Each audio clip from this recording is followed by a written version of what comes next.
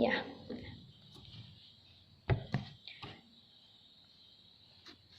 Assalamualaikum warahmatullahi wabarakatuh. Shalom, Om Swastiastu, Namo Buddhaya, salam kebajikan. Selamat siang dan salam sejahtera untuk kita semua. Sebelum kita memulai perdebatan pada siang hari ini, izinkan saya untuk memperkenalkan diri saya terlebih dahulu. Perkenalkan, nama saya Tri Utami, saya perwakilan dari SMA Don Bosco Sanggau. Di sini saya sebagai tim kontra atau tim yang akan menyanggah argumen dari tim pro. Salah satu kewajiban orang tua memang mendukung dan membimbing anaknya dalam mencapai cita-citanya yang sesuai dengan potensi yang ia miliki. Akan tetapi, tidak dipungkiri masyarakat kita memandang kurang setuju jika anaknya lebih mahir dalam hal seni ketimbang yang lainnya. Realitanya, masyarakat lebih mengutamakan anak-anak yang ahli dalam bidang matematika maupun sains ketimbang anak yang ahli dalam hal seni. Kami sebagai tim oposisi setuju bahwa memang orang tua yang memaksakan anaknya hal yang bukan mereka sukai menyalahi moral. Namun, ada beberapa poin yang perlu kami sanggah. Poin yang pertama, tidak semua keluarga memiliki tingkat ekonomi yang sama. Dalam hal ini, tidak semua keluarga memiliki kemampuan yang bisa mensupport anaknya untuk mengikuti kegiatan-kegiatan yang berbau seni. Yang perlu kita ketahui bahwa setiap les seni, piano, biola, melukis dan sebagainya itu membutuhkan biaya yang jauh lebih besar ketimbang ketika orang tua itu memberikan anaknya les matematika ataupun les bahasa Inggris. Kondisi ekonomi sangat berpengaruh. Orang tua akan mampu memberikan les dan support terbaik kepada anaknya. Di sisi lain, ketika anaknya ingin memasuki pasar seni, mereka bisa membantu anaknya untuk membranding diri sebagai seorang seniman, sehingga orang lain dapat mengetahui karya dari anak tersebut. Hal ini jelas memudahkan si anak ketika orang tuanya memiliki kondisi ekonomi yang mapan. Sedangkan orang tua yang cenderung memiliki perekonomian menengah ke bawah memiliki masalah dalam hal ini. Yang pertama, kesulitan memberi support kepada anaknya terutama dikarenakan kurang mampunya orang tua dalam memberikan guru-guru atau ruang untuk membuat anaknya semakin mengasah skill yang mereka miliki. Misalnya, agar bermain piano semakin bagus atau teknik melukisnya yang semakin baik dan melatih teknik sapuan kuasnya sehingga semakin tajam. Yang kedua, anaknya akan kesulitan dalam membranding diri ketika mereka sudah masuk ke pasar seni, karena tidak ada support atau dorongan dari orang tuanya tersebut.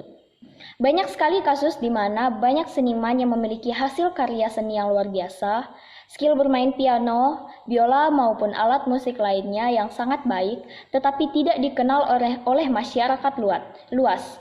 Sehingga pada akhirnya kesulitan untuk menjual hasil karya mereka maupun skill yang mereka miliki tersebut.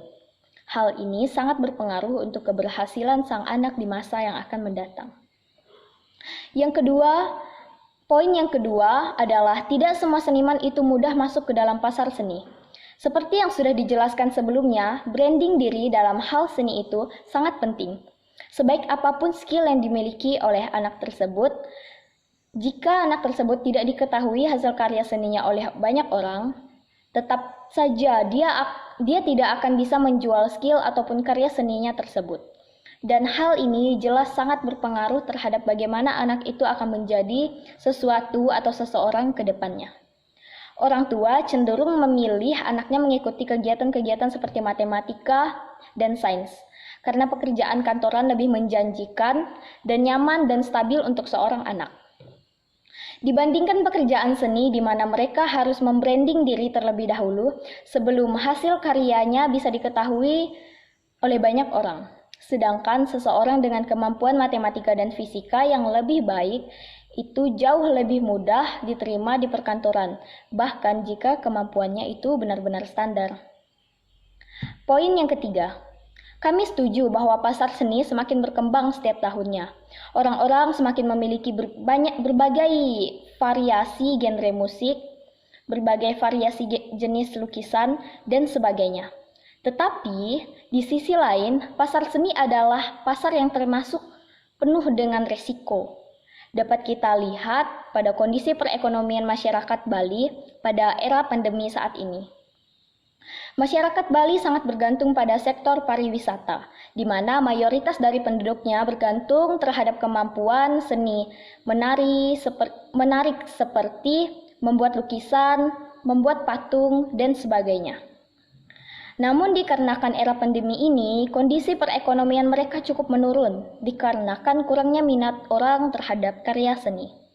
Hal ini jelas dapat menjadi suatu contoh bahwa para seniman adalah orang yang pekerjaannya cukup riskan, di mana beberapa kondisi dapat sangat mempengaruhi kondisi perekonomian mereka ke depannya. Dan hal ini jelas menjadi pemikiran orang tua. Kenapa mereka lebih memilih anaknya mempelajari ilmu-ilmu seperti matematika, di mana mereka nantinya akan menjadi pekerja kantoran yang statusnya itu stabil.